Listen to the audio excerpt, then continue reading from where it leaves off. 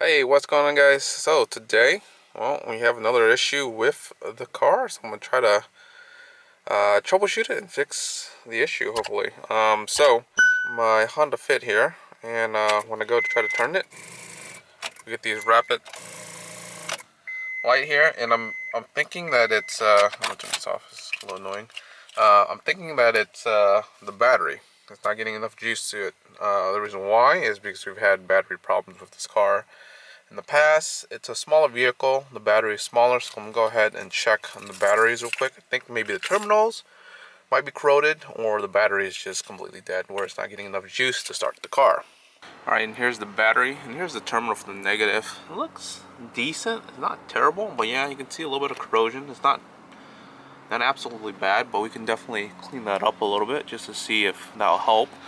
There's the positive side. The positive side is actually really good, so this is going to be pointing to possibly a bad battery, and this, doesn't help. So I'm going to go ahead and clean this, and the way to clean this is just by soaking this in baking soda. So we'll just do water and baking soda, and we'll get rid of a lot of this corrosion here, and then we'll put it back together, start it up.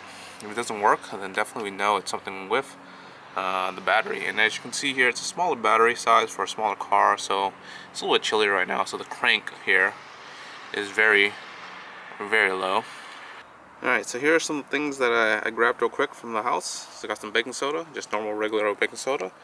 This bottle of water here is just water. It's just easier to spray instead of just pouring it in a cup. I do have a cup. This is where I'm going to put in that cable. Just kind of soak it a little bit, and then we got some safety goggles as well, and a 10mm to remove the terminals from the battery. So I'm going to try to clean the terminal a little bit there. Looks a little bit dirty. Not bad. Contact wise, I think that it's not terrible, and then the positive side actually looks pretty good. So this is what we're going to be soaking in that cup. So alright, so taking the battery out here, I want to clean the terminals a little bit here, but unfortunately the battery is well over the warranty expiration coverage. I think it's 2 years at Autozone, so that's no good if we try to claim it as a bad battery, which is okay. I mean, it's not the worst cost for repair here. So I'm gonna go ahead and clean these terminals. I'm gonna clean the terminals inside there too. And I want to show you guys here that the corrosion is only around the conductor, or the connector part here, which is the most important part to connecting to the battery. But as you can see here, the wire is actually still very clean, so the corrosion is not bad, and inside is not bad. You can still see a pretty decent amount of connection there. So I'm just gonna dip this in the cup with the baking soda, and we'll get this cleaned up. There it is. Just pour some baking. Well, I soaked it first so that the baking soda would stick, and then when I just put this on here like this, and we're just gonna let it sit for a little bit here. Just water and baking soda. And we'll rinse that off, or we'll clean it with paper towels on a little bit here. Alright, here it is. A lot of it is a little bit of rust to it too, so I just took it out, just dip it in here. I'm just gonna let that soak for a little bit, and we'll try to clean it off. Oh, I did grab some sort of mesh. It could be like stainless steel mesh, or this is just copper. Clean the terminals a little bit here. Make sure that you try to get as much as that corrosion off as possible. Again, it's like rust. It's not corrosion. The blue stuff is the corrosion. So we'll see what we can do here with this. So we'll let this soak for a few minutes, and then we'll go ahead and start scrubbing that off. Alright, so while I'm having those terminals kind of just soaking that baking soda and water, I'm going to try to get some of that rust off too. So I mixed a little bit of vinegar into there to get rid of some of that rust in the terminal. But I'm going to take this battery to AutoZone just to get it checked, just to see if it's okay.